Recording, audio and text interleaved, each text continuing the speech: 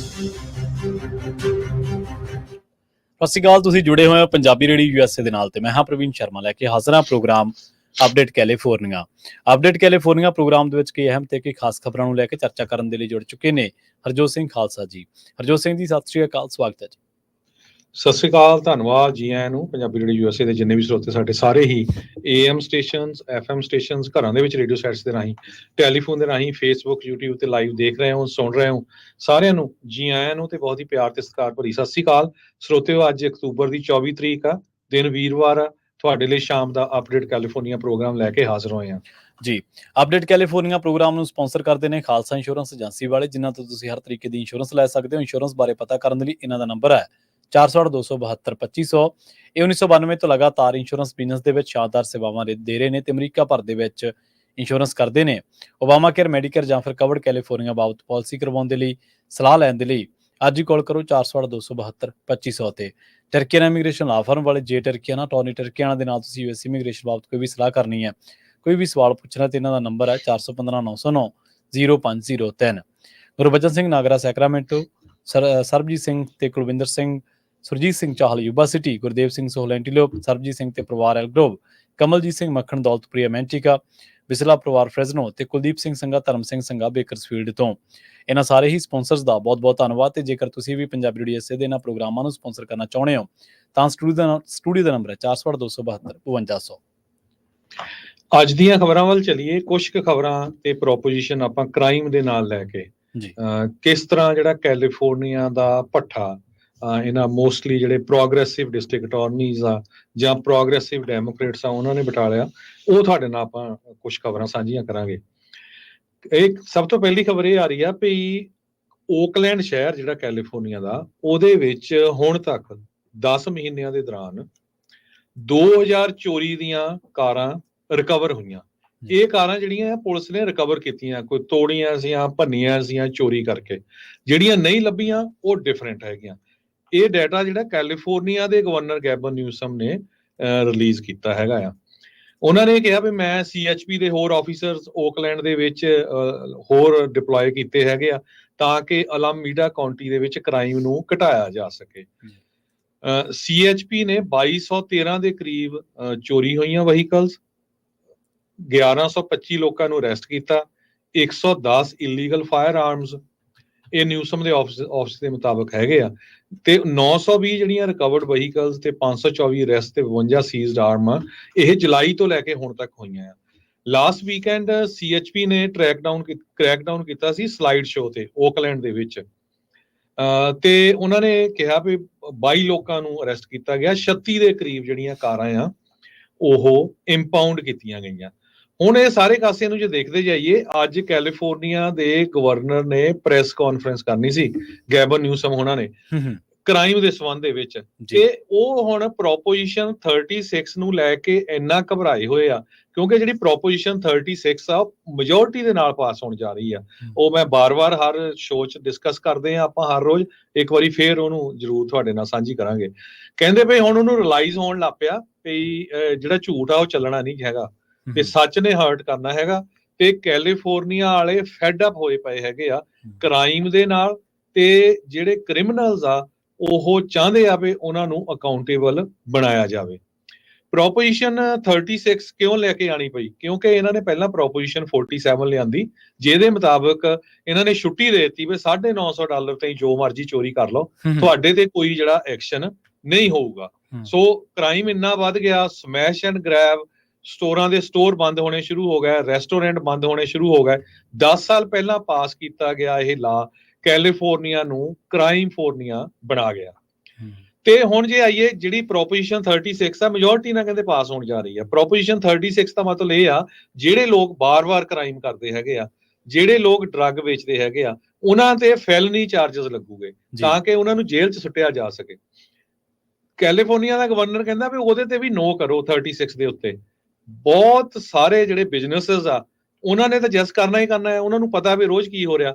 ਆਮ ਲੋਕਾਂ ਦੀ ਸਟੋਰੀ ਦੱਸਦਾ ਵੀ ਅੱਜ ਇੱਕ ਕਿਸੇ ਆਪਣੇ ਸਰੋਤੇ ਦੀ ਕਾਲ ਆਈ, ਕਹਿੰਦਾ ਭਾਜੀ ਮੈਂ 4-ਵੇ ਸਟਾਪ ਤੇ ਖੜਾ ਸੀ ਸੈਨੋਜ਼ੇ ਦੇ ਵਿੱਚ, ਕੋਲ ਦੀ ਇੱਕ ਹੋਮਲੈਸ ਬੰਦਾ ਆਇਆ, 4 ਵਾਰੀ ਉਹਨੂੰ ਜ਼ੋਰ ਦੀ ਮੁੱਕਾ ਮੇਰੇ ਜਿਹੜਾ ਕਾਰ ਆ ਉਹਦੇ ਉੱਤੇ ਮਾਰਿਆ ਤੇ ਡੈਂਟ ਮਾਰ ਕੇ ਚਲਾ ਗਿਆ। ਹੁਣ ਉੱਥੇ ਬੰਦਾ ਕੀ ਕਰੇ? ਜਾਂ ਉਹਦੇ ਤੇ ਕੀ ਤੁਸੀਂ ਚਾਰजेस ਲਾਓਗੇ। ਸੋ ਇਹ ਜਿਹੜਾ ਭੱਠਾ ਆ ਜਿਹੜਾ ਇਹਨਾਂ ਨੇ ਬਿਠਾ ਲਿਆ ਹੈਗਾ, ਇਹ ਪ੍ਰੋਪੋਜੀਸ਼ਨ 36 ਜੋ ਆ ਉਹ ਸਾਨੂੰ ਪਾਸ ਕਰਾਣੀ ਬਹੁਤ ਜ਼ਰੂਰੀ ਆ। ਅਮਰੀਕਨ ਸਿਵਲ ਲਿਬਰਟੀਜ਼ ਯੂਨੀਅਨ ਜਿਹੜੀ ਆ ਉਹ ਫੇਵਰ ਚ ਨਹੀਂ ਹੈਗੀ ਪ੍ਰੋਪੋਜੀਸ਼ਨ 36 ਦੇ ਵਿੱਚ। ਕਹਿੰਦੇ ਜੀ ਨਹੀਂ ਇਹਦਾ ਕੋਈ ਫਾਇਦਾ ਨਹੀਂ ਹੋਣਾ। ਸੋ ਸਿਚੁਏਸ਼ਨ ਇੱਥੇ ਤੱਕ ਚਲ ਗਈ ਆ, ਬਹੁਤ ਸਾਰੇ ਜਿਹੜੇ ਕੈਲੀਫੋਰਨੀਆ ਦੇ ਡੈਮੋਕ੍ਰੇਟਸ ਜੀ ਟਾਈਟ ਰੇਸਸ ਦੇ ਵਿੱਚ ਹੈਗੇ ਆ ਰਿਪਬਲਿਕਨਸ ਦੇ ਅਗੇਂਸਟ, ਉਹ ਹੁਣ ਸਪੋਰਟ ਕਰਨ ਲੱਗ ਪਏ ਪ੍ਰੋਪੋਜੀਸ਼ਨ 36 ਦੀ। ਉਹਨਾਂ ਨੂੰ ਪਤਾ ਵੇ ਜੇ ਅਸੀਂ ਪ੍ਰੋਪੋਜੀਸ਼ਨ 36 ਦੇ ਉਲਟ ਬੋਲੇ ਤੇ ਅਸੀਂ ਜਿਹੜੀ ਆਪਣੀ ਸੀਟ ਆ ਉਹ ਲੂਜ਼ ਕਰ ਦਾਂਗੇ। ਸੋ ਇਹ ਇੱਕ ਬਹੁਤ ਵੱਡਾ ਜਿਹੜਾ ਇਸ਼ੂ ਇਸ ਟਾਈਮ ਚੱਲ ਰਿਹਾ, ਜਿਹੜੇ ਬਹੁਤ ਈਜ਼ੀ ਹੈਗੇ ਕ੍ਰਾਈਮ ਦੇ ਉੱਤੇ। ਜਿਸ ਤਰ੍ਹਾਂ ਓਕਲੈਂਡ ਦਾ ਮੈਂ ਤੁਹਾਨੂੰ ਦੱਸਿਆ, ਇੱਕ ਸ਼ਹਿਰ ਦਾ ਅਲਾਮੀਡਾ County the district attorney on recall ਦੇ ਲਿਸਟ ਦੇ ਉੱਤੇ ਹੈਗੀ ਆ। ਉਹਨੂੰ ਲੋਕ ਕਹਿੰਦੇ ਰੀਕਾਲ ਕਰੋ, ਵੀ ਜਿਹੜੇ ਵੀ ਪੁਲਿਸ ਵਾਲੇ ਫੜ ਕੇ ਲੈ ਜਾਂਦੇ ਉਸੇ ਵੇਲੇ ਛੱਡ ਦਿੰਦੀ ਹੈਗੀ ਆ, ਤੇ ਉਹਨਾਂ ਦੇ ਚਾਰਜੇ ਨਹੀਂ ਕੋਈ ਵੀ ਲਾਉਂਦੀ ਹੈਗੀ। ਸੋ ਜਿਹੜੇ ਪੋਲੀਟੀਸ਼ੀਅਨ ਉਸ ਜੋ ਡਿਸਟ੍ਰਿਕਟ ਅਟਾਰਨੀ ਆ ਪਮੇਲਾ ਪ੍ਰਾਈਸ ਕਰਕੇ ਉਹਦਾ ਨਾਮ ਹੈਗਾ, ਉਹਨੂੰ ਸਪੋਰਟ ਕਰਦੇ ਹੈਗੇ, ਉਹਨਾਂ ਨੂੰ ਵੀ ਨਾ ਵੋਟ ਪਾਓ, ਤਾਂ ਕਿ ਤੁਹਾਨੂੰ ਪਤਾ ਲੱਗੇ ਵੀ ਇਹ ਜਿਹੜੇ ਪੋਲੀਟੀਸ਼ੀਅਨ ਆ ਫੇਰ ਇਹ ਕੰਬਦੇ ਹੈਗੇ ਆ ਵੀ ਹਾਂ ਸਾਨੂੰ ਵੋਟ ਨਹੀਂ ਮਿਲਣੀ ਤੇ ਸਾਨੂੰ ਜਿਹੜੀ ਇਹ ਜੌਬ ਮਿਲਣੀ ਆ ਨਾ ਇਹ ਮਿਲਣੀ ਨਹੀਂ ਹੈਗੀ, ਫਿਰ ਅਸੀਂ ਅਨਪਲਾਈਡ ਹੋ ਜਾਾਂਗੇ। ਪ੍ਰੋਪੋਜੀਸ਼ਨ 36 ਜਿੰਨੇ ਵੀ ਆਪਣੇ ਸਟੋਰਾਂ ਵਾਲੇ, ਰੈਸਟੋਰੈਂਟ ਵਾਲੇ, ਗੈਸ ਸਟੇਸ਼ਨ ਵਾਲੇ, ਕੋਈ ਵੀ ਬਿਜ਼ਨਸ ਵਾਲੇ ਹੈਗੇ ਆ, ਪਲੀਜ਼ ਵੱਧ ਤੋਂ ਵੱਧ ਆਪਣੇ ਕਸਟਮਰਾਂ ਨੂੰ ਵੀ ਕਿਹਾ ਕਰੋ ਇਹਦੇ ਤੇ ਜੈਸ ਪਾਓ, ਤਾਂ ਕਿ ਜਿਹੜਾ ਕ੍ਰਾਈਮ ਆ ਉਹ ਕੈਲੀਫੋਰਨੀਆ 'ਚ ਘਟਾਇਆ ਜਾ ਸਕੇ। ਨਹੀਂ ਤਾਂ ਅਲਟੀਮੇਟਲੀ ਤੁਹਾਡੇ ਸਾਹਮਣੇ ਆ, ਹਰ ਰੋਜ਼ ਸਟੋਰ ਬਿਜ਼ਨਸ ਕੈਲੀਫੋਰਨੀਆ ਦੇ ਵਿੱਚ ਬੰਦ ਹੋ ਰਹੇ ਹੈਗੇ ਆ। ਤੇ ਹੁਣ ਉਹਨਾਂ ਨੇ ਘਰਾਂ ਦੇ ਵਿੱਚ ਵੀ ਆ ਕੇ ਇਹ ਕੰਮ ਕਰਨਾ ਸ਼ੁਰੂ ਕਰ ਦਿੱਤਾ। ਪ੍ਰੋਪਰਟੀ ਕ੍ਰਾਈਮ ਜੋ ਆ ਕੈਲੀਫੋਰਨੀਆ ਦੇ ਵਿੱਚ ਉਹ ਵੀ ਵੱਧ ਰਹੇ ਹੈਗੇ ਆ, ਪਰ ਇਹਨਾਂ ਦਾ ਡਾਟਾ ਸ਼ੋ ਕਰਦਾ ਨਹੀਂ ਜੀ ਸਾਡੇ ਘਟ ਰਹੇ ਆ। ਸੇਮ ਜਿੱਦਾਂ ਕਹਿੰਦੇ ਨਹੀਂ ਜੀ ਹੁਣ ਤਾਂ ਇਮੀਗ੍ਰੇਸ਼ਨ ਜਿਹੜੀ ਇਲੀਗਲ ਇਮੀਗ੍ਰੇਸ਼ਨ ਘਟ ਗਈ ਆ, 8 ਮਿਲੀਅਨ ਬੰਦਾ ਤੁਸੀਂ ਬਾੜਤਾ ਪੂਰੇ ਅਮਰੀਕਾ ਦੇ ਵਿੱਚ, ਹੁਣ ਕਹਿੰਦੇ ਜੀ ਇਲੀਗਲ ਇਮੀਗ੍ਰੇਸ਼ਨ ਘਟ ਗਈ ਆ। ਸੋ ਪ੍ਰੋਪੋਜੀਸ਼ਨ 36 ਦੇ ਉੱਤੇ ਬਹੁਤ ਜ਼ਿਆਦਾ ਜਿਹੜਾ ਜ਼ੋਰ ਲਾਉਣ ਦੀ ਜ਼ਰੂਰਤ ਆ। ਜਿੰਨੇ ਵੀ ਜਿਹੜੇ ਸਾਡੇ ਸਰੋਤੇ ਸੁਣ ਰਹੇ ਆ, ਪਲੀਜ਼ ਜੇ ਚਾਹੁੰਦੇ ਆ ਵੀ ਕੈਲੀਫੋਰਨੀਆ ਨੂੰ ਫੇਰ ਗੋਲਡਨ ਸਟੇਟ ਬਣਾਇਆ ਜਾਵੇ, ਇਸ ਦੇ ਉੱਤੇ ਜੈਸ ਕੀਤਾ ਜਾਵੇ। ਜੀ ਬਿਲਕੁਲ, ਜਿਵੇਂ ਤੁਸੀਂ ਹਰਜੋਤ ਸਿੰਘ ਜੀ ਬੜੀ ਤਫਸੀਲ ਦੇ ਨਾਲ ਜ਼ਿਕਰ ਕੀਤਾ ਇਹਨਾਂ ਸਾਰੀਆਂ ਚੀਜ਼ਾਂ ਦਾ, ਤੇ ਠੀਕ ਉਸੇ ਤਰੀਕੇ ਦੇ ਨਾਲ ਅੱਜ ਇੱਕ ਜਿਹੜੀ ਰਿਪੋਰਟ ਆ ਉਹ ਵੀ ਪੜ੍ਹਨ ਵਾਲੀ ਆ, ਪੋਲੀਟੀਕੋ ਤੇ ਉਹ ਰਿਪੋਰਟ ਪਈ ਹੈ ਕੈਲੀਫੋਰਨੀਆ ਦੇ ਵਿੱਚ। ਇਸੇ ਦੇ ਉੱਤੇ ਹੈ ਕਿ ਜਿਹੜੇ ਪੋਲਸ ਨੇ ਉਹ ਵੀ ਸ਼ੋ ਕਰ ਰਹੇ ਨੇ ਕਿ ਜਿਹੜੀ ਕੈਲੀਫੋਰਨੀਆ ਦੀ ਇਹ ਪ੍ਰੋਪੋਜੀਸ਼ਨ 36 ਆ ਉਹ ਕ੍ਰਾਈਮ ਇਨੀਸ਼ੀਏਟਿਵ ਹੈ ਤੇ ਉਹ ਵੱਡੀ ਇੱਕ ਮਾਰਜਨ ਦੇ ਨਾਲ ਪਾਸ ਹੋਣ ਜਾ ਰਹੀ ਹੈ। ਐਮਲੀ ਸੁਲਥਿਸ ਨੇ ਇਸ ਰਿਪੋਰਟ ਉੱਤੇ ਖਾਸੀ ਮਿਹਨਤ ਕੀਤੀ ਹੈ ਤੇ ਉਹਨਾਂ ਨੇ public policy institute of California ਦੀ ਉਸ ਸਟੱਡੀ, ਉਸ ਸਰਵੇ ਦਾ ਹਵਾਲਾ ਦਿੱਤਾ, ਜਿਹਦੇ ਵਿੱਚ ਵੱਡੀ ਗਿਣਤੀ ਜਿਹੜੇ ਲੋਕ ਨੇ ਉਹਨਾਂ ਨੇ ਇਹਦੇ ਹਾਂ ਦੇ ਵਿੱਚ ਜਿਹੜੀ ਆਵਾਜ਼, ਹੱਕ ਦੇ ਵਿੱਚ ਜਿਹੜੀ ਆਵਾਜ਼ ਆ ਬੁਲੰਦ ਕੀਤੀ ਆ। 73% ਲੋਕ ਜਿਹੜੇ ਨੇ ਇਸ ਪੋਲ ਦੇ ਵਿੱਚ, ਤੇ ਲਗਭਗ 3 ਹਿੱਸੇ ਜਿਹੜੇ ਨੇ ਉਹਨਾਂ ਨੇ ਕਿਹਾ ਕਿ ਅਸੀਂ ਪ੍ਰੋਪੋਜੀਸ਼ਨ 36 ਦੇ ਹੱਕ ਦੇ ਵਿੱਚ ਆ, ਕਿਉਂਕਿ ਸਾਨੂੰ ਲੱਗਦਾ ਕਿ ਜੇਕਰ ਇਹ ਆਉਂਦਾ ਤਾਂ ਇਹਦੇ ਨਾਲ ਕ੍ਰਾਈਮ ਦੇ ਉੱਤੇ ਖਾਸੀ ਜਿਹੜੀ ਠੱਲ ਆ ਉਹ ਪੈ ਸਕਦੀ ਆ। ਇਹਦੇ ਨਾਲ ਨਾਲ ਉਹਨਾਂ ਨੇ ਇਹ ਵੀ ਕਿਹਾ ਕਿ ਤਕਰੀਬਨ 3/4 ਵੋਟਰ ਹੈ ਜਿਹੜੇ ਮੰਨਦੇ ਨੇ ਕਿ ਕੈਲੀਫੋਰਨੀਆ ਦੇ ਵਿੱਚ ਜਿਹੜਾ ਵਾਧਾ ਕ੍ਰਾਈਮ ਆ ਉਹ ਇੱਕ ਬਹੁਤ ਵੱਡਾ ਮੁੱਦਾ, ਤੇ ਇਹ ਇਲੈਕਸ਼ਨ ਦਾ ਮੁੱਦਾ ਵੀ ਜਿਹੜਾ ਉਹ ਜ਼ਰੂਰ ਹੋਣਾ ਚਾਹੀਦਾ। ਇਹ ਉਹ ਪ੍ਰੋਪੋਜੀਸ਼ਨ ਆ ਜਿਹੜੀ ਚੋਰੀ ਜਾਂ ਡਰੱਗ ਦੇ ਨਾਲ ਸੰਬੰਧਿਤ ਜਿਹੜੇ ਅਪਰਾਧ ਆ, ਕ੍ਰਾਈਮ ਆ, ਉਹਨਾਂ ਦੇ ਵਿੱਚ ਜੁਰਮਾਨੇ ਦੇ ਲਈ ਜਿਹੜੀ ਉਹ ਵਾਧਾ ਕਰਨ ਦੇ ਸਮਰਥਨ ਦੇ ਵਾਧਾ ਕਰਦੀ ਹੈ। PPIC ਜਿਵੇਂ ਆਪਾਂ ਪਹਿਲਾਂ ਵੀ ਜ਼ਿਕਰ ਕੀਤਾ ਕਿ ਪਬਲਿਕ ਪਾਲਿਸੀ ਇੰਸਟੀਚਿਊਟ ਆ ਜਿਹੜਾ, ਉਹਦੀ ਜਿਹੜੀ ਸਟੱਡੀ ਆ ਉਹ ਕਹਿੰਦੇ ਕਿ 71% ਜਿਹੜੇ ਵੋਟਰ ਨੇ ਉਹ ਇਹਦੇ ਹੱਕ ਦੇ ਵਿੱਚ ਨੇ ਕਿ ਇਹ ਜਿਹੜੀ ਪ੍ਰੋਪੋਜੀਸ਼ਨ ਆ ਉਹ ਪਾਸ ਹੋਣੀ ਚਾਹੀਦੀ ਆ।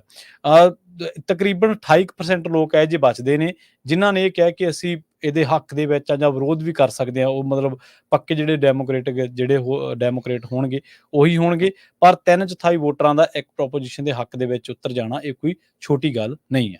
ਜੀ ਕੈਲੀਫੋਰਨੀਆ ਦੇ ਵਿੱਚ ਇੱਕ ਵਾਰੀ ਫੇਰ ਜਿਹੜੀਆਂ ਪ੍ਰੋਪੋਜੀਸ਼ਨਸ ਆ ਉਹਨਾਂ ਦੀ ਕੀ ਸਿਚੁਏਸ਼ਨ ਆ, ਕੀ ਅਪ ਟੂ ਡੇਟ ਆ, ਉਹ ਜ਼ਰੂਰ ਮੈਂ ਤੁਹਾਡੇ ਨਾਲ ਸਾਂਝੀ ਕਰਦਾ ਜਾਵਾਂ। ਪ੍ਰੋਪੋਜੀਸ਼ਨ 36 ਆ ਜਿਹਨੂੰ ਡੈਮੋਕ੍ਰੇਟ ਅਪੋਜ਼ ਕਰ ਰਹੇ ਹੈਗੇ ਆ, ਪਰ ਇਹ ਪਾਸ ਹੋਣ ਜਾ ਰਹੀ ਆ। ਜਿਹੜੇ ਸਰਵੇ ਆਏ ਆ 73% ਇਹਦੇ ਹੱਕ ਦੇ ਵਿੱਚ ਆ ਵੀ ਜੈਸ ਹੋਣੀ ਚਾਹੀਦੀ, ਇਹਦੇ ਤੇ ਪਾਸ ਹੋਣੀ ਚਾਹੀਦੀ। 67% ਡੈਮੋਕ੍ਰੇਟ ਤੇ 86% ਰਿਪਬਲਿਕਨ। ਪ੍ਰੋਪੋਜੀਸ਼ਨ 3 ਜਿਹੜੀ ਆ ਇਹਦੀ ਵੀ 67% ਸਪੋਰਟ ਆ। ਇਹ ਚ ਜਿਹੜੇ ਵੋਟਰਸ ਆ ਉਹ ਕੈਲੀਫੋਰਨੀਆ ਦਾ ਕਨਸਟੀਟਿਊਸ਼ਨ ਜਿਹੜੀ ਲੈਂਗੁਏਜ ਆ ਉਸ ਨੂੰ ਬੈਨ ਕਰ ਦੇਣਗੇ, ਸੇਮ ਸੈਕਸ ਮੈਰਿਜ, ਤੇ ਸਪੈਸ਼ਲੀ ਸਿੰਸ ਇਹ ਜਿਹੜੀ ਆ legal and state since 2013। Proposition ਜਿਹੜੀ 4 ਹੈਗੀ ਆ 4, ਇਹ 60% ਅਪਰੂਵਲ ਤੇ ਜਾ ਰਹੀ ਆ। ਬੌਂਡ ਇਸ਼ੂ ਹੈਗਾ, ਜਿਹਦੇ ਨਾਲ ਸਟੇਟ $10 ਬਿਲੀਅਨ ਐਨਵਾਇਰਨਮੈਂਟਲ ਤੇ ਕਲਾਈਮੇਟ ਪ੍ਰੋਜੈਕਟਸ ਲਈ ਬੋਰੋ ਕਰੂਗੀ। ਪ੍ਰੋਪੋਜੀਸ਼ਨ 35 ਜਿਹੜਾ ਹੈਗਾ ਇਹ tax on health care plans ਹੈਗਾ, ਜਿਹੜਾ ਕਿ ਲੋ ਇਨਕਮ ਲੋਕਾਂ ਨੂੰ ਦਿੱਤਾ ਜਾਊਗਾ, ਲੋ ਇਨਕਮ ਪੇਸ਼ੈਂਟਸ ਨੂੰ। ਇਹ ਵੀ 62% ਲੋਕ ਇਹਦੀ ਸਪੋਰਟ ਦੇ ਵਿੱਚ ਹੈਗੇ ਆ। 3 ਜਿਹੜੀਆਂ ਪ੍ਰੋਪੋਜੀਸ਼ਨ ਅਪ ਇਨ 에ਅਰ ਆ। ਪ੍ਰੋਪੋਜੀਸ਼ਨ 2 ਜਿਹੜੀ ਆ ਇਹ ਵੀ $10 ਮਿਲੀਅਨ ਦਾ ਬੌਂਡ ਹੈਗਾ, ਜਿਹੜਾ ਜਾਊਗਾ ਸਕੂਲਾਂ ਨੂੰ ਤੇ ਕਮਿਊਨਿਟੀ ਕਾਲਜਸ ਨੂੰ ਰਿਪੇਅਰ ਕਰਨ ਦੇ ਲਈ, $10 ਬਿਲੀਅਨ ਦਾ। ਸੋ ਇਹ 52% ਲੋਕ ਇਹਦੇ ਹੱਕ 'ਚ ਆ ਹੁਣ ਤੱਕ ਜਿਹੜੇ ਸਰਵੇ ਆਏ ਆ। ਬਾਕੀ ਤੁਹਾਡੀ ਮਰਜ਼ੀ ਆ, ਤੁਸੀਂ ਹੱਕ 'ਚ ਪਾਉਣਾ ਜਾਂ ਅਗੇਂਸਟ ਪਾਉਣਾ। ਪ੍ਰੋਪੋਜੀਸ਼ਨ ਜਿਹੜੀ 5 ਹੈਗੀ ਆ, ਇਹ 'ਚ 48% ਸਪੋਰਟ ਆ ਲੋਅਰਿੰਗ ਦਾ voting threshold for local governments to borrow money to fund affordable housing, ਤੇ ਤਾਂ ਕਿ ਜਿਹੜੇ ਅਫੋਰਡੇਬਲ ਹਾਊਸਿੰਗ ਤੇ ਹੋਰ ਪ੍ਰੋਜੈਕਟਸ ਬਣਾਏ ਜਾ ਸਕਣ, ਲੋਕਲ ਜਿਹੜੀਆਂ ਗਵਰਨਮੈਂਟਸ ਆ ਉਹ ਮਨੀ ਬੋਰੋ ਕਰ ਸਕਣ। ਪ੍ਰੋਪੋਜੀਸ਼ਨ ਜਿਹੜੀ 34 ਆ ਉਹਦੀ 47% ਦੇ ਕਰੀਬ ਜੋ ਸਪੋਰਟ ਆ ਇਸ ਵੇਲੇ। ਉਹਦੇ ਮੁਤਾਬਕ ਇਹ ਆ ਵੀ ਜਿਹੜੇ ਕੁਝ ਹੈਲਥ ਕੇਅਰ ਪ੍ਰੋਵਾਈਡਰਸ ਹੈਗੇ ਆ, ਉਹ ਬਹੁਤਾ ਸਾਰਾ ਜਿਹੜਾ ਉਹਨਾਂ ਦਾ ਮਨੀ ਆ federal prescription drug discount program on patient care ਦੇ ਉੱਤੇ ਸਪੈਂਡ ਕੀਤਾ ਜਾਊਗਾ, ਫੰਡਡ ਬਾਈ ਲੈਂਡਲੋਰਡ ਗਰੁੱਪਸ। ਤੇ ਓਪੋਨੈਂਟਸ ਜਿਹੜੇ ਆ ਇਹਨੂੰ ਟਾਰਗੇਟ ਕਰ ਰਹੇ ਹੈਗੇ ਆ ਏਡਜ਼ ਹੈਲਥ ਕੇਅਰ ਫਾਊਂਡੇਸ਼ਨ ਇਹ ਤੇ ਪ੍ਰੀਵੀਅਸ ਰੈਂਟ ਕੰਟਰੋਲ ਮੈਜਰਸ ਵਾਲੇ। ਜਿਹੜੀਆਂ ਪ੍ਰੋਪੋਜੀਸ਼ਨ ਕੈਲੀਫੋਰਨੀਆ 'ਚ 3 ਟ੍ਰੇਲਿੰਗ ਉਹ ਹਾਰ ਰਹੀਆਂ ਹੈਗੀਆਂ ਸਰਵੇ ਦੇ ਮੁਤਾਬਕ ਜੀ। ਪ੍ਰੋਪੋਜੀਸ਼ਨ 33 ਆ, ਜਿਹਦੇ ਵਿੱਚ ਇਹ ਸਪੋਰਟ ਕਰਦੀ ਆ ਵੀ ਲੋਕਲ ਗਵਰਨਮੈਂਟ ਦੇ ਕੋਲ ਮੋਰ ਲੇਵੀ ਚਾਹੀਦੀ ਆ ਟੂ ਲਿਮਿਟ ਰੈਂਟ ਇਨਕਰੀਜ਼, ਤਾਂ ਕਿ ਜਿਹੜੀ ਲੋਕਲ ਗਵਰਨਮੈਂਟ ਆ ਉਹ ਰੈਂਟ ਇਨਕਰੀਜ਼ ਦੇ ਉੱਤੇ ਲਿਮਿਟ ਲਾ ਸਕੇ, ਪਰ ਜਿਹੜੇ ਲੈਂਡਲੋਰਡਸ ਆ ਉਹ ਇਹਦੇ ਹੱਕ ਦੇ ਵਿੱਚ ਨਹੀਂ ਆ। ਪ੍ਰੋਪੋਜੀਸ਼ਨ 6 ਜਿਹੜੀ ਆ ਇਹਦੇ 'ਚ ਕੀ ਆ 41% ਸਪੋਰਟ ਕਰਦੇ ਆ limiting force labour as a force of punishment in state prison. ਜੇਲ੍ਹਾਂ ਦੇ ਵਿੱਚ ਜਿਹੜੇ ਲੋਕਾਂ ਤੋਂ ਕੰਮ ਲਿਆ ਜਾਂਦਾ ਆ, ਕਈ ਇਹਦੇ ਤੇ ਲਿਮਿਟ ਹੋਣੀ ਚਾਹੀਦੀ ਆ, ਇਹ ਇੱਕ ਤਰ੍ਹਾਂ ਨਾਲ ਲੇਬਰ ਆ। ਤੇ ਪ੍ਰੋਪੋਜੀਸ਼ਨ 32 ਇਹਦੀ 40%, 44% ਇਹਦੀ ਸਪੋਰਟ ਹੈਗੀ ਆ। ਆਵਰਲੀ ਮਿਨੀਮਮ ਵੇਜ ਜਿਹੜੀ $16 ਤੋਂ ਕਹਿੰਦੇ ਫੇਰ ਵਧਾ ਕੇ 18% ਕੀਤੀ ਜਾਵੇ। ਸੋ ਇਹ ਜਿਹੜੀਆਂ ਪ੍ਰੋਪੋਜੀਸ਼ਨਸ ਹੈਗੀਆਂ ਆ। ਤੇ ਇੱਕ USA ਦੇ ਜਿਹੜੇ ਇੱਕ ਸੈਨੇਟਰ ਦੀ ਹੋਣੀ ਆ ਕੈਲੀਫੋਰਨੀਆ ਦੀ ਰੇਸ, ਜਿਹਦੇ ਵਿੱਚ ਐਡਮ ਸ਼ਿਪ ਹੈਗੇ ਆ ਤੇ ਰਿਪਬਲਿਕਨ ਸਟੀਵ ਗਾਰਵੇ ਆ। ਐਡਮ ਸ਼ਿਪ ਹੋਣੀ ਇਸ ਵੇਲੇ 63% ਉਹਨਾਂ ਦੇ ਲਾਈਕਲੀ ਵੋਟਰ ਸਪੋਰਟ ਕਰ ਰਹੇ ਤੇ 37% ਜਿਹੜੇ ਆ ਰਿਪਬਲਿਕਨ ਸਟੀਵ ਗਾਰਵੇ ਨੂੰ ਕਰ ਰਹੇ ਹੈਗੇ ਆ। 2006 ਤੋਂ ਲੈ ਕੇ ਹੁਣ ਤੱਕ ਕੋਈ ਵੀ ਰਿਪਬਲਿਕਨ ਸੈਨੇਟਰ ਕੈਲੀਫੋਰਨੀਆ 'ਚੋਂ ਆਪਣੀ ਸੀਟ ਜਿੱਤ ਨਹੀਂ ਸਕਿਆ ਹੈਗਾ। ਸੋ ਇਹ ਮੇਜਰ ਪ੍ਰੋਪੋਜੀਸ਼ਨ ਸੀਗੀਆਂ। ਹੋਪਫੁਲੀ ਹੁਣ ਇਹ ਪ੍ਰੋਗਰਾਮ ਤੁਸੀਂ ਦੁਬਾਰਾ ਕੀ ਵੀ ਸੁਣ ਲਿਓ ਜਦੋਂ ਆਪਣਾ ਬੈਲਟ ਫਿਲ ਆਊਟ ਕਰਨਾ। ਤੁਹਾਡੇ ਘਰਾਂ ਦੇ ਵਿੱਚ ਬੈਲਟ ਆ ਚੁੱਕੇ ਹੈਗੇ ਆ। ਬਹੁਤ ਸਾਰੇ ਜਿਹੜੇ ਪੰਜਾਬੀ ਭੈਣ ਭਰਾ ਜਿਹਨੇ ਪੰਜਾਬੀ ਭਾਸ਼ਾ ਭਰੀ ਸੀ ਉਹਨਾਂ ਨੂੰ ਪੰਜਾਬੀ ਦੇ ਵਿੱਚ ਵੀ ਬੈਲਟ ਆਏ ਹੋ ਆ, ਤੇ ਸੁਣ ਕੇ ਕਿਹਦੇ 'ਚ ਯੈਸ ਕਰਨਾ ਕਿਹਦੇ 'ਚ ਨੋ ਕਰਨਾ ਤੁਸੀਂ ਸਾਰੇ ਸੋਚ ਲਿਓ। ਪਰ ਪ੍ਰੋਪੋਜੀਸ਼ਨ 36 ਦੇ ਵਿੱਚ ਅਸੀਂ ਜ਼ਰੂਰ ਕਹਿ ਰਹੇ ਹਾਂ ਵੀ ਉਹਦੇ ਤੇ ਯੈਸ ਕੀਤਾ ਜਾਵੇ ਜੀ। ਅਗਲੀ ਖਬਰ ਦੇ ਵੱਲ ਵਧੀਏ ਤੇ ਗੱਲ ਕਰੀਏ। ਇਸ ਵੇਲੇ ਅਮਰੀਕਾ ਦੇ ਵਿੱਚ ਜਿਹੜੇ ਰਾਸ਼ਟਰਪਤੀ ਚੋਣਾਂ ਹੋ ਰਹੀਆਂ ਨੇ। ਲਾਸ ਐਂਜਲਸ ਟਾਈਮਜ਼ ਦੀ ਜਿਹੜੀ ਸੰਪਾਦਕ ਆ ਉਹਨੇ ਆਪਣੇ ਅਹੁਦੇ ਤੋਂ ਅਸਤੀਫਾ ਦੇ ਦਿੱਤਾ, ਕਿਉਂਕਿ ਅਖਬਾਰ ਦੇ ਮਾਲਕ ਵੱਲੋਂ ਜਿਹੜੇ ਰਾਸ਼ਟਰਪਤੀ ਅਹੁਦੇ ਦੇ ਲਈ ਡੈਮੋਕ੍ਰੈਟਿਕ ਪਾਰਟੀ ਦੀ ਉਮੀਦਵਾਰ ਹੈ ਕਮਲਾ ਹੈਰਿਸ, ਇਹਨੂੰ ਸਮਰਥਨ ਦੇਣ ਦੀ ਜਿਹੜੀ ਸੰਪਾਦਕੀ ਬੋਰਡ ਦੀ ਜਿਹੜੀ ਸਕੀਮ ਸੀਗੀ ਉਹਨੂੰ ਰੋਕ ਦਿੱਤਾ ਗਿਆ ਸੀ। ਇਹ ਜਾਣਕਾਰੀ ਜਿਹੜੀ ਆ ਉਹ ਪੱਤਰਕਾਰੀ ਪੇਸ਼ੇ ਦੇ ਨਾਲ ਸੰਬੰਧਿਤ ਇੱਕ ਜਿਹੜੀ ਆ ਪ੍ਰਕਾਸ਼ਨ ਨੇ ਦਿੱਤੀ ਆ। ਕੋਲੰਬੀਆ ਜਰਨਲਿਜ਼ਮ ਰਿਵਿਊ ਦੇ ਨਾਲ ਇੱਕ ਇੰਟਰਵਿਊ ਦੇ ਵਿੱਚ ਮਾਰੀਅਲ ਗੋਰਜਾ ਜਿਹੜਾ ਕਿ ਇਸ ਸੰਪਾਦਕ ਦੱਸੇ ਗਏ ਨੇ, ਉਹਨਾਂ ਨੇ ਕਿਹਾ ਕਿ ਉਸਨੇ ਅਸਤੀਫਾ ਦੇ ਦਿੱਤਾ ਕਿਉਂਕਿ ਲਾਸ ਐਂਜਲਸ ਟਾਈਮਜ਼ ਨੇ ਸੰਕਟ ਦੇ ਸਮੇਂ ਮੁਕਾਬਲੇ ਤੇ ਚੁੱਪ ਰਹਿਣ ਦਾ ਜਿਹੜਾ ਉਹ ਫੈਸਲਾ ਕੀਤਾ ਹੈ। ਗਾਰਜਾ ਨੇ ਆਪਣੇ ਅਸਤੀਫੇ ਦੇ ਵਿੱਚ ਇਹ ਗੱਲ ਕਹੀ ਹੈ ਕਿ ਮੈਂ ਅਸਤੀਫਾ ਦੇ ਰਹੀ ਹਾਂ ਕਿਉਂਕਿ ਮੈਂ ਸਪਸ਼ਟ ਕਰਨਾ ਚਾਹੁੰਦੀ ਹਾਂ ਕਿ ਮੈਂ ਚੁੱਪ ਰਹਿਣ ਦੇ ਪੱਖ ਦੇ ਵਿੱਚ ਨਹੀਂ ਹਾਂ। ਖਤਰਨਾਕ ਸਮੇਂ ਦੇ ਵਿੱਚ ਇਮਾਨਦਾਰ ਲੋਕਾਂ ਨੂੰ ਖੜੇ ਹੋਣ ਦੀ ਲੋੜ ਹੈ, ਇਸ ਲਈ ਮੈਂ ਖੜੀ ਹਾਂ। ਲਾਸ ਐਂਜਲਸ ਟਾਈਮਜ਼ ਜਿਹੜੀ ਕੰਪਨੀ ਦੇ ਮਾਲਕ ਆ ਪੈਟਰਿਕ ਸ਼ਿਓਂਗ, ਉਹਨਾਂ ਨੇ ਇੱਕ ਪੋਸਟ ਕੀਤੀ ਹੈ ਸੋਸ਼ਲ ਮੀਡੀਆ ਪਲੇਟਫਾਰਮ ਦੇ ਵਿੱਚ, ਜਿਸ ਦੇ ਵਿੱਚ ਉਹਨਾਂ ਨੇ ਸਿੱਧੇ ਤੌਰ ਦੇ ਉੱਤੇ ਇਸ ਅਸਤੀਫੇ ਦਾ ਕੋਈ ਜ਼ਿਕਰ ਤਾਂ ਨਹੀਂ ਕੀਤਾ, ਪਰ ਹਾਂ ਉਹਨਾਂ ਨੇ ਇਹ ਗੱਲ ਜ਼ਰੂਰ ਲਿਖੀ ਹੈ ਕਿ ਬੋਰਡ ਨੂੰ ਹੈਰਿਸ ਅਤੇ ਰਿਪਬਲਿਕਨ ਪਾਰਟੀ ਦੇ ਉਮੀਦਵਾਰ ਤੇ ਸਾਬਕਾ ਰਾਸ਼ਟਰਪਤੀ ਡੋਨਾਲਡ ਟਰੰਪ ਦੀ ਵਾਈਟ ਹਾਊਸ ਦੇ ਵਿੱਚ ਉਹਨਾਂ ਦੇ ਕਾਰਜਕਾਲ ਦੀਆਂ ਨੀਤੀਆਂ ਦਾ ਤੱਥਾਂ ਵਾਲਾ ਵਿਸ਼ਲੇਸ਼ਣ ਕਰਨ ਦੇ ਲਈ ਉਹ ਕਹਿੰਦੇ ਕਿ ਕਿਹਾ ਗਿਆ ਸੀਗਾ। 2018 ਦੇ ਵਿੱਚ ਕਿਹਾ ਜਾਂਦਾ ਕਿ ਅਖਬਾਰ ਖਰੀਦਿਆ ਸੀ ਸ਼ਿਓਂਗ ਨੇ, ਤੇ ਉਹਨੇ ਕਿਹਾ ਸੀਗਾ ਕਿ ਸਪਸ਼ਟ ਤੇ ਨਿਰਪੱਖ ਜਾਣਕਾਰੀ ਦੇ ਨਾਲ ਸਾਡੇ ਜਿਹੜੇ ਪਾਠਕ ਆ ਉਹ ਫੈਸਲਾ ਕਰ ਸਕਦੇ ਕਿ ਅਗਲੇ 4 ਸਾਲਾਂ ਦੇ ਲਈ ਕੌਣ ਰਾਸ਼ਟਰਪਤੀ ਬਣਨ ਦੇ ਯੋਗ ਹੋਊਗਾ। ਗਾਰਜਾ ਦੇ ਮੁਤਾਬਕ ਬੋਰਡ ਨੇ ਇਹ ਕਿਹਾ ਸੀਗਾ ਕਿ ਅਸੀਂ ਕੋਈ ਨਹੀਂ ਟਿੱਪਣੀ ਕਰਦੇ ਤੇ ਮੈਂ ਉਹਨਾਂ ਦੇ ਫੈਸਲੇ ਜਿਹੜੇ ਸਵੀਕਾਰ ਕਰਦੀ ਹਾਂ। ਤੇ ਨਾਲ ਹੀ ਜਿਹੜੇ ਲਾਸ ਐਂਜਲਸ ਟਾਈਮਜ਼ ਦੇ ਬੁਲਾਰੇ ਨੇ, ਉਹਨਾਂ ਨੇ ਜਿਹੜੀ ਇਸ ਟਿੱਪਣੀ ਦੀ ਬੇਨਤੀ ਕਰਨ ਵਾਲੀ ਈਮੇਲ ਦਾ ਤੁਰੰਤ ਜਵਾਬ ਆ ਜਿਹੜਾ ਉਹ ਨਹੀਂ ਦਿੱਤਾ। ਇਹਨਾਂ ਨੇ ਕਿਹਾ ਕਿ ਅਸੀਂ ਬਹੁਤ ਚਿੰਤਤ ਹਾਂ ਕਿ ਸਾਡੇ ਬੌਸ ਨੇ ਰਾਸ਼ਟਰਪਤੀ ਦੀ ਦੌੜ ਦੇ ਵਿੱਚ ਇੱਕ ਯੋਜਨਾਬੱਧ ਸਮਰਥਨ ਨੂੰ ਰੋਕਣ ਦਾ ਜਿਹੜਾ ਫੈਸਲਾ ਉਹ ਬਹੁਤ ਮਾੜਾ ਹੈ। ਇਸ ਕਰਕੇ ਉਹ ਕਹਿੰਦੇ ਕਿ ਪਰ ਦੂਜੇ ਪਾਸੇ ਉਹ ਜਿਹੜਾ ਸਾਨੂੰ ਹੀ ਇਸ ਮਾਮਲੇ ਦੇ ਵਿੱਚ ਕਿਤੇ ਨਾ ਕਿਤੇ ਦੋਸ਼ੀ ਜਿਹੜਾ ਉਹ ਕਰਾਰ ਦੇ ਰਿਹਾ। ਅਸੀਂ ਨਿਊਜ਼ ਰੂਮ ਪ੍ਰਬੰਧਨ ਤੋਂ ਵੀ ਜਵਾਬ ਮੰਗ ਰਹੇ ਹਾਂ ਤੇ ਨਾਲ ਜਿਹੜਾ ਸੰਪਾਦਕੀ ਬੋਰਡ ਆ ਸਾਰਾ, ਉਹਦੇ ਤੋਂ ਵੀ ਅਸੀਂ ਜਵਾਬ ਮੰਗਾਂਗੇ। ਉਹ ਵੀ ਜਵਾਬ ਦੇ ਆ ਕਿਉਂਕਿ ਉਹਨੂੰ ਗਲਤ ਢੰਗ ਦੇ ਨਾਲ ਦੋਸ਼ੀ ਜਿਹੜਾ ਕਰਾਰ ਆ ਉਹ ਦਿੱਤਾ ਗਿਆ। ਸਿਰਫ ਇਹੀ ਨਹੀਂ, ਮਾਰੀਅਲ ਗਾਰਜਾ ਨਹੀਂ, ਦੁਨੀਆ ਭਰ ਦੇ ਵਿੱਚ ਜਿਹੜੇ ਬਹੁਤ ਸਾਰੇ ਹੋਰ ਲੋਕ ਨੇ, ਅਮਰੀਕਾ ਦੇ ਵਿੱਚ ਵੀ ਅਦਾਰੇ ਨੇ ਜਿਹੜੇ ਕੋਈ ਡੈਮੋਕ੍ਰੇਟਾਂ ਨੂੰ ਸਪੋਰਟ ਕਰਦਾ, ਕੋਈ ਰਿਪਬਲਿਕਨਸ ਨੂੰ ਸਪੋਰਟ ਕਰਦਾ। ਦੁਨੀਆ ਭਰ ਦੇ ਵਿੱਚ ਵੀ ਜਿਹੜੇ ਲੋਕ ਨੇ ਉਹ ਵੀ ਇਸ ਰਾਏ ਦੇ ਉੱਤੇ ਕਈ ਵਾਰੀ ਆਪਸ ਵਿੱਚ ਦਫਾੜ ਹੋ ਜਾਂਦੇ ਕਿ ਕਿਹਨੂੰ ਸਪੋਰਟ ਕੀਤਾ ਜਾਵੇ, ਕਮਲਾ ਹੈਰਿਸ ਨੂੰ ਜਾਂ ਫਿਰ ਡੋਨਾਲਡ ਟਰੰਪ ਨੂੰ। ਇਸ ਰੇਸ ਦੇ ਵਿੱਚ ਵੀ ਅਮਰੀਕਾ ਦੇ ਵਿੱਚ ਵੱਡੀ ਗਿਣਤੀ ਅਦਾਰੇ ਇਹੋ ਜਿਹੇ ਨੇ ਜਿਹੜੇ ਆਪਣੇ ਆਪ ਨੂੰ ਇਸ ਰੇਸ ਦੇ ਵਿੱਚੋਂ ਬਾਹਰ ਨਹੀਂ ਰੱਖ ਸਕੇ ਤੇ ਉਹ ਵੀ ਉਹਨਾਂ ਦਾ ਝੁਕਾਅ ਵੀ ਕਿਸੇ ਇੱਕ ਧੜੇ ਵੱਲ ਜ਼ਰੂਰ ਹੋ ਗਿਆ ਜੀ। ਜਿਹੜੇ ਨਵੇਂ ਸਰਵੇ ਆਏ ਆ ਉਹਨਾਂ ਦੇ ਮੁਤਾਬਕ ਪ੍ਰੈਜ਼ੀਡੈਂਟ ਡੋਨਾਲਡ ਟਰੰਪ ਨੇ ਜਾਰਜੀਆ ਸਟੇਟ ਨੂੰ ਵਿਨ ਕਰ ਰਹੇ ਹੈਗੇ ਆ ਜੀ। ਨਵੇਂ ਪੋਲ ਜੋ ਮੈਰਿਸਟ ਕਾਲਜ ਦੇ ਆਏ ਆ ਉਹਦੇ ਚ ਇਹ ਕਿਹਾ ਗਿਆ ਵੀ ਡੈਡ ਹੀਟ ਆ। ਇੱਕ ਪੋਲਸ ਦੇ ਵਿੱਚ ਇਹ ਕਿਹਾ ਗਿਆ ਵੀ ਉਹ 1.5% ਦੇ ਕਰੀਬ ਅਪ ਹੈਗੇ ਆ। ਤੇ ਟਰੰਪ ਹੋਣਾ ਨੇ ਪਹਿਲੀ ਟਰਮ ਦੇ ਵਿੱਚ ਜਦੋਂ ਪਹਿਲੀ ਵਾਰੀ ਬਣੇ ਸੀ ਉਹ ਜਾਰਜੀਆ ਸਟੇਟ ਜਿੱਤ ਲਈ ਸੀ। ਬਾਅਦ ਦੇ ਵਿੱਚ ਦੂਸਰੀ ਵਾਰੀ ਜਦੋਂ ਇਲੈਕਸ਼ਨ ਦੇ ਵਿੱਚ ਸੀ, ਪ੍ਰੈਜ਼ੀਡੈਂਟ ਜੋ ਬਾਈਡਨ ਉਹਨਾਂ ਨੇ ਸਿਰਫ 11,779 ਵੋਟਾਂ ਦੇ ਨਾਲ 2020 ਦੇ ਵਿੱਚ ਜਾਰਜੀਆ ਸਟੇਟ ਲਈ ਸੀ। 1992 ਤੋਂ ਬਾਅਦ ਯੂਜ਼ਲੀ ਇਹ ਰਿਪਬਲਿਕਨ ਫੇਵਰ ਵੱਲ ਰਹੀ ਆ। ਸੋ ਜਿਹੜੇ 538 ਸਰਵੇ ਆ ਉਹਨਾਂ ਦੇ ਮੁਤਾਬਕ ਜਿਹੜੇ ਟਰੰਪ ਹੋਣੀ ਆ 0.3% ਅਪ ਹੈਗੇ ਆ। ਮਿਸ਼ੀਗਨ ਜਿਹੜੇ ਸਟੇਟ ਦੇ ਪੋਲਸ ਆਏ ਹੈਗੇ ਆ ਉਹਨਾਂ 'ਚ ਇਹ ਕਿਹਾ ਗਿਆ ਵੀ ਹੈਰਿਸ 0.7% ਤੇ ਅਪ ਹੈਗੀ ਆ। ਵਿਸਕੌਨਸਨ 'ਚ ਇਹ ਕਿਹਾ ਗਿਆ 3.8% ਕਮਲਾ ਹੈਰਿਸ ਹੋਣੀ ਅਪ ਹੈਗੇ ਆ। ਤੇ ਟਰੰਪ ਹੋਣੀ ਨਾਰਥ ਕੈਰੋਲੀਨਾ ਦੇ ਵਿੱਚ 1% ਦੇ ਨਾਲ ਅਪ। ਤੇ ਜੇ ਨੈਸ਼ਨਲੀ ਦੇਖਿਆ ਜਾਵੇ ਕਹਿੰਦੇ ਵੀ 538 ਦੇ ਮੁਤਾਬਕ ਕਮਲਾ ਹੈਰਿਸ ਹੋਣੀ 1.8% ਦੇ ਨਾਲ ਅਪ ਹੈਗੇ ਆ। ਐਰੀਜ਼ੋਨਾ ਦੇ ਵਿੱਚ ਵੀ ਜਿਹੜੇ ਆ ਪ੍ਰੈਜ਼ੀਡੈਂਟ ਡੋਨਾਲਡ ਟਰੰਪ ਹੋਣੀ 1.7% ਦੇ ਨਾਲ ਅਪ ਆ। ਇਹ ਸਰਵੇ ਆਪਾਂ ਤੁਹਾਡੇ ਨਾਲ ਜਿਹੜੇ ਇਹ ਸਾਂਝੇ ਕਰ ਰਹੇ ਹੈਗੇ ਜੀ। ਅਗਲੀ ਖਬਰ ਦੇ ਵੱਲ ਵਧੀਏ ਤੇ ਆਪਾਂ ਗੱਲ ਕਰੀਏ ਸੈਨ ਬਰਨਾਰਡੀਨੋ ਕਾਉਂਟੀ ਦੇ ਵਿੱਚ ਉਸ ਬੰਦੇ ਦੇ ਬਾਰੇ ਜਿਹਨੂੰ ਅਰੈਸਟ ਕੀਤਾ ਗਿਆ ਸੀਗਾ ਤੇ ਹੁਣ ਉਹਨੂੰ ਘੱਟੋ ਘੱਟ 8 ਸਾਲ ਜਿਹੜੇ ਆ ਉਹ ਫੈਡਰਲ ਪ੍ਰਿਜ਼ਨ ਦੇ ਵਿੱਚ ਗੁਜ਼ਾਰਨੇ ਪੈਣਗੇ।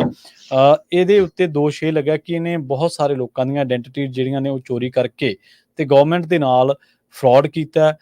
ਬਹੁਤ ਸਾਰੇ ਉਹਨੇ ਤਕਰੀਬਨ $100,000 ਜਿਹੜੇ ਨੇ ਉਹਨੇ ਕੋਵਿਡ-19 ਦੇ ਦੁਆਰਾ ਜਦੋਂ ਦਿੱਤੇ ਜਾ ਰਹੇ ਸੀ ਇਸ ਸਮੇਂ ਦੇ ਦੌਰਾਨ ਰਿਲੀਫ ਫੰਡਸ ਦੇ ਵਿੱਚੋਂ, ਤੇ ਉਦੋਂ ਉਹਨੇ ਘੁਟਾਲੇ ਕੀਤੇ ਹੈ।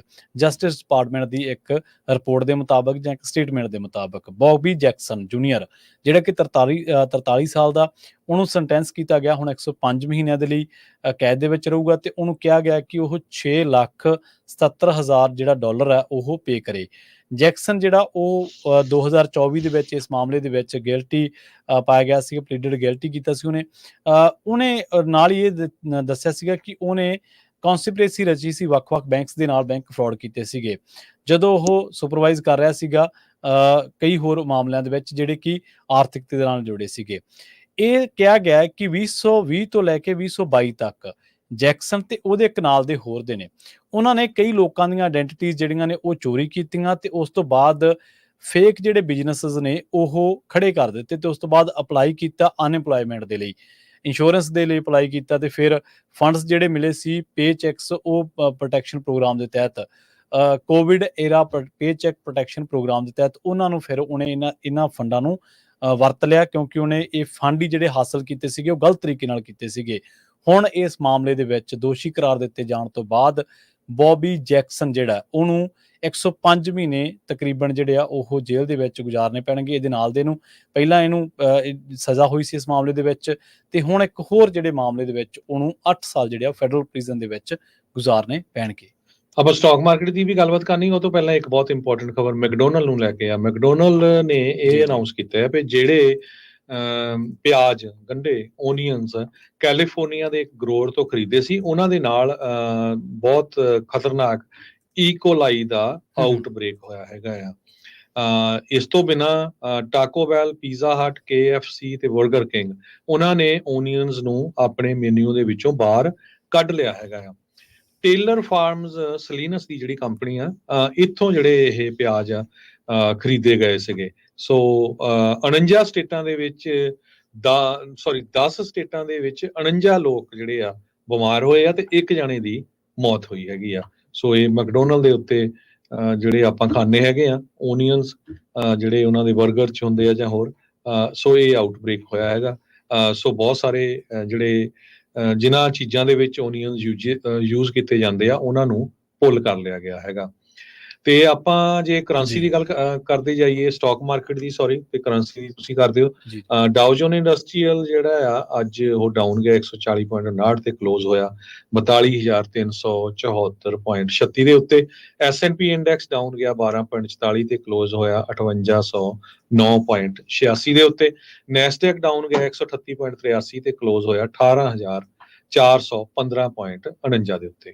ਜੀ, ਇਸੇ ਨਾਲ ਹੀ ਜੇ ਆਪਾਂ ਕਰੰਸੀ ਦੇ ਬਾਰੇ ਗੱਲ ਕਰਦੇ ਜਾਈਏ, ਇਹਦੇ ਨਾਲ ਹੀ ਤਾਂ ਅੱਜ ਇੱਕ US ਡਾਲਰ ਦੀ ਕੀਮਤ ਕੈਨੇਡਾ ਦੇ $1.39 ਦੇ ਬਰਾਬਰ, ਇੰਡੀਆ ਦੇ 84 ਰੁਪਏ 7 ਪੈਸਿਆਂ ਦੇ ਬਰਾਬਰ ਤੇ ਪਾਕਿਸਤਾਨ ਦੇ 277 ਰੁਪਏ 75 ਪੈਸਿਆਂ ਦੇ ਬਰਾਬਰ ਇੱਕ US ਡਾਲਰ ਦੀ ਕੀਮਤ ਰਹੀ ਹੈ।